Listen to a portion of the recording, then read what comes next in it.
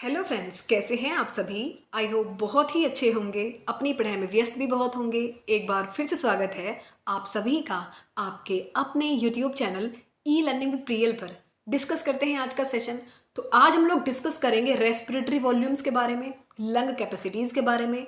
जैसे कि आप रिसेंट वीडियोज़ में देख रहे हो, मैं उन टॉपिक पर ज़्यादा वीडियो बना रही हूँ जो कि हमारे एग्जाम में फेवरेट है, मतलब जो एग्जामिनर्स के टॉपिक जिनसे हर बार क्वेश्चन पूछे ही जाते हैं।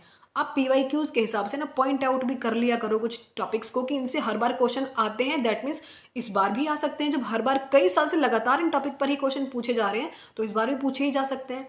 तो इसलिए मैं ज़्यादातर रिसेंट उन टॉपिक पर ही वीडियो बना रही हूँ जो कि बहुत ज़्यादा पूछे जा रहे हैं एग्जामिनर्स। तो जैसे कि एक है रेस्पिरेटरी वॉल्यूम्स। रेस्पिरेटरी वॉल्यूम्स कहें, पल्मोनरी वॉल्यूम्स कहें या फिर लंग वॉल्यूम्स कहें, सेम बात है।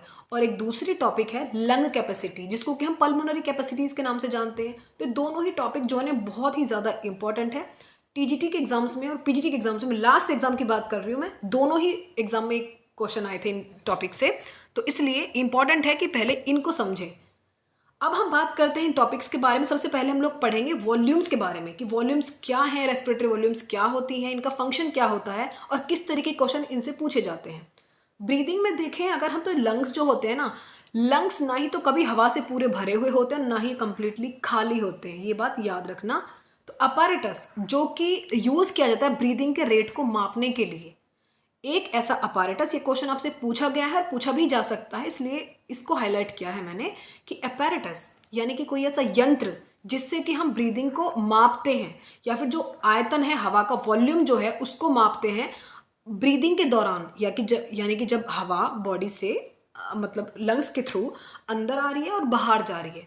तो ब्रीदिंग के दौरान जब हम ब्रीदिंग के रेट को मापते हैं तो उसके लिए एक अपैरेटस यूज किया जाता है जिसको कि हम लोग कहते हैं स्पायरोमीटर या फिर रेस्पायरोमीटर।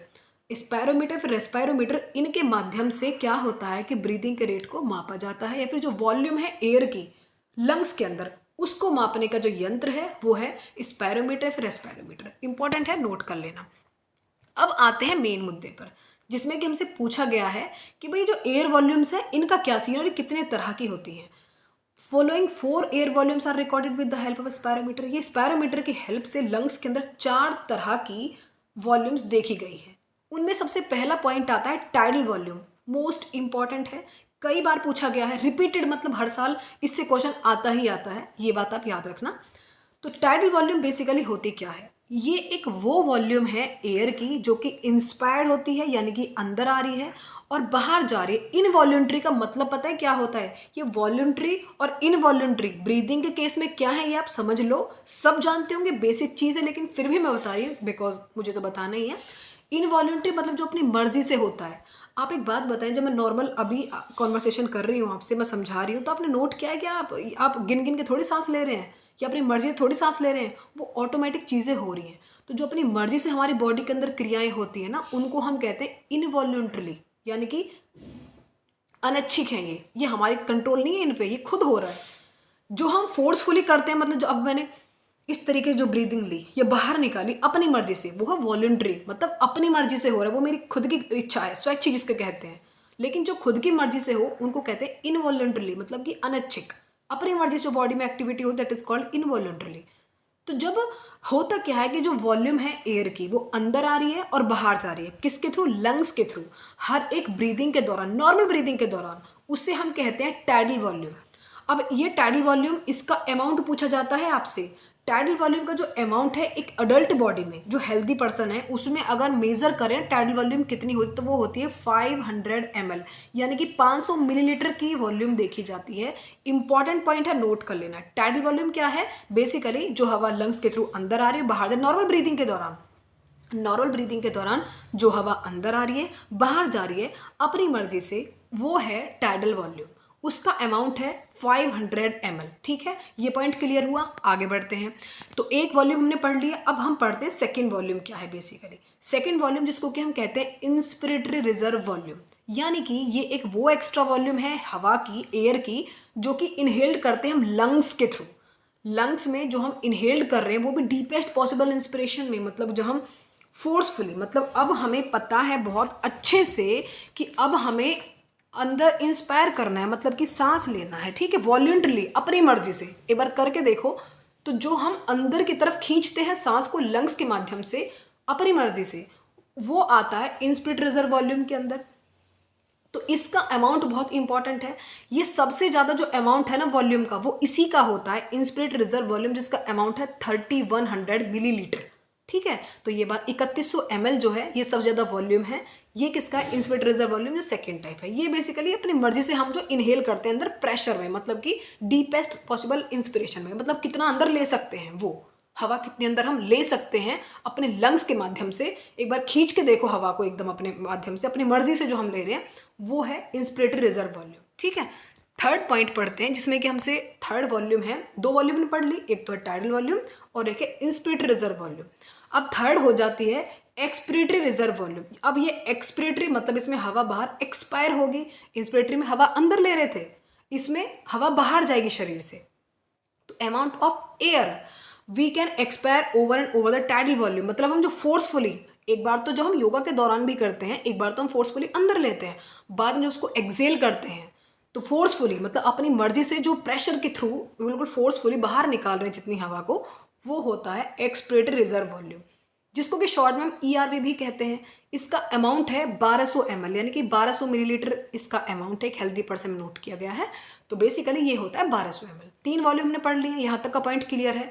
कोई डाउट नहीं होना चाहिए आपको। कमेंट सेक्शन में बताना कुछ चीज़ समझ में नहीं आ रही है तो, और लाइक शेयर सब्सक्राइब जरूर कर दिया करो यार। उसमें कंजूसी क्यों करते हो आप लोग? मुझे भी तो मोटिवेशन मिले एटलीस्ट कि हाँ मैं बहुत अच्छा कर रही हूँ आप लोगों के लिए और आप लोग उसको पसंद कर रहे हैं, तो इसलिए मुझे थोड़ा मोटिवेशन मिले। उसके लिए कोई चार्जेस नहीं लिए जाते हैं आपसे, यदि आप सब्सक्राइब करेंगे कोई पैसे नहीं कटेंगे आपसे, तो इसलिए सब्सक्राइब कर लिया करो, शेयर कर लिया करो, लाइक कर दिया करो वीडियोस, उसमें क्या जाता है ना। नेक्स्ट है एंड लास्ट पॉइंट है रेजिडुअल वॉल्यूम। अभी कैपेसिटीज पढ़ना बाकी है, लेकिन वॉल्यूम का ही 4 टाइप है, 4 तरह की होती हैं वॉल्यूम्स। तो रेजिडुअल वॉल्यूम क्या है? This is the volume of air that remains in lungs after most forceful expiration. मैंने बताया था ना कि कभी जो लंग्स होते हैं ना ही तो कभी ऑक्यूपाइड होते हैं, बहुत ज़्यादा हवा भी नहीं होती और बहुत कम भी नहीं होती है, मतलब कि होता ही होता है इनमें जो एयर है। एयर नहीं तो लंग्स किस काम के, एयर ही नहीं तो इंसान किस काम का, डेड है ना फिर तो बेसिकली होता क्या है कि जो एयर है, अगर आपने फोर्सफुली पूरी हवा अपने शरीर से बाहर निकाल दिया, आपको लग रहा है कि हाँ मैंने एक्सपायरेशन जो है हवा का कर दिया है अपनी फोर्स पूरा जोर लगा के, लेकिन उसके बाद भी जो वॉल्यूम एयर का जो बचता है लंग्स के अंदर, that is called residual volume, और उसका अमाउंट है 1200 मिलीलीटर। इतनी तो बॉडी के अंदर बचेगी ही, चाहे आप कितनी भी फोर्सफुली एक्सपायरेशन कर दो एयर का। ठीक है, तो ये होता है 1200 ml। चारों वॉल्यूम्स हमने पढ़ ली हैं। अब हम बात करते हैं लंग कैपेसिटीज़ के बारे में। लंग कैपेसिटीज़ क्या होती हैं? बेसिकली ये भी 4 तरह की होती हैं।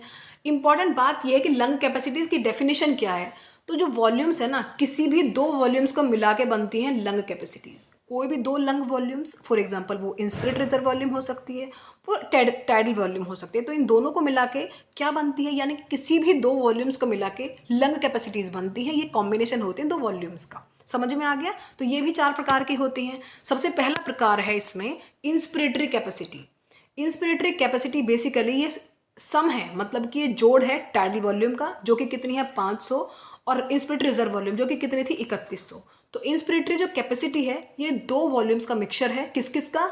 टाइडल वॉल्यूम का और इंस्पिरेटरी रिजर्व वॉल्यूम का। तो ये होती है 3600 ml। तो आपसे क्वेश्चन पूछा जा सकता है कि इंस्पिरेटरी कैपेसिटी क्या है, तो मैंने बताया था ना, किसी भी 2 वॉल्यूम्स का मिक्सचर कहलाता है कैपेसिटी, लंग कैपेसिटी। तो इंस्पिरेटरी कैपेसिटी किस किस का मिक्सचर है? टाइडल वॉल्यूम का और इंस्पिरेटरी रिजर्व वॉल्यूम का, जो कि कितनी होती है 3600 ml होती है। नेक्स्ट है फंक्शनल रेजिडुअल कैपेसिटी। इसमें क्या होगा, इसमें ये सम है रेजिडुअल वॉल्यूम का। रेजिडुअल वॉल्यूम कितनी है 1200, और किसका सम है ये? एक्सपिरेटरी रिजर्व वॉल्यूम का, जो कि हम बाहर निकाल रहे थे फोर्सफुल तरीके से, तो वो भी कितनी होती है 1200। इन दोनों का मिक्सचर कितना है 2400 मिलीलीटर है। तो फंक्शनल रेजिडुअल कैपेसिटी किसका मिक्सचर हुआ? रेजिडुअल वॉल्यूम का और एक्सपिरेटरी रिजर्व वॉल्यूम का, वो भी कितना होता है 2400 मिलीलीटर होता है। नेक्स्ट थर्ड एंड इंपॉर्टेंट है, ये वाइटल कैपेसिटी से क्वेश्चन बहुत ज़्यादा पूछे जाते हैं। टाइडल वॉल्यूम और वाइटल कैपेसिटी दोनों इंपॉर्टेंट हैं। वाइटल कैपेसिटी बेसिकली ये सम है इंस्पिरेटरी रिजर्व वॉल्यूम का, यानी कि जो IR है उसका, जो कि कितनी थी 3100, टाइडल वॉल्यूम का, यानी कि जो कि कितनी है 500, और फिर है रिजर्व वॉल्यूम का, जो कि कितनी है 1200। तो ये तीनों का मिक्सचर होता है, ये कहलाता है आपका वाइटल कैपेसिटी, यानी कि 3 वॉल्यूम्स का मिक्सचर कहलाता है वाइटल कैपेसिटी। ठीक है, अब हम बात करते हैं फोर्थ पॉइंट की, जिसमें कि हमसे पूछा गया कि टोटल लंग कैपेसिटी क्या होती है, और ये लास्ट पॉइंट है लंग कैपेसिटीज का। 4 प्रकार की होती है ना वो भी, लंग्स वॉल्यूम भी 4 प्रकार की हैं और लंग कैपेसिटी भी 4 प्रकार की है। तो टोटल लंग कैपेसिटी मतलब कि ये चारों का मिक्सचर है, टाइडल वॉल्यूम का, इंस्पिरेटरी रिजर्व कैपेसिटी का, एक्सपिरेटरी रिजर्व कैपेसिटी का और रिजर्व वॉल्यूम का। मतलब कि जो वॉल्यूम है ना चारों प्रकार की, टाइडल का, इंस्पिरेटरी रिजर्व का, एक्सपिरेटरी रिजर्व का और रेजिडुअल का, इन चारों का जो सम है ये कहलाता है टोटल लंग कैपेसिटी, जो कि इसका अमाउंट बनता है 6000। आप मेजर भी कर लेना, सबकी वॉल्यूम मैंने अलग अलग बताई हैं। तो इन चारों वॉल्यूम्स का जो सम है वो होता है 6000 मिलीलीटर, जो कि टोटल लंग कैपेसिटी है। इसका मतलब वो है कि ये जितनी एयर वॉल्यूम जो कि हमारे लंग्स के अंदर मैक्सिमम कितनी होल्ड रह सकती है, इससे ज़्यादा तो नहीं हो सकती। जब चारों ही प्रकार के वॉल्यूम यही हैं तो इससे 6000 ml से ज़्यादा हो भी नहीं सकती। तो ये इंपॉर्टेंट है, नोट कर लेना। हम ये दोनों टॉपिक डिस्कस कर चुके हैं। अब लाइक करो, शेयर करो, दबा के सब्सक्राइब करना। मिलते हैं नेक्स्ट वीडियो में। सेशन पसंद आए तो लाइक शेयर सब्सक्राइब जरूर कर देना, ठीक है।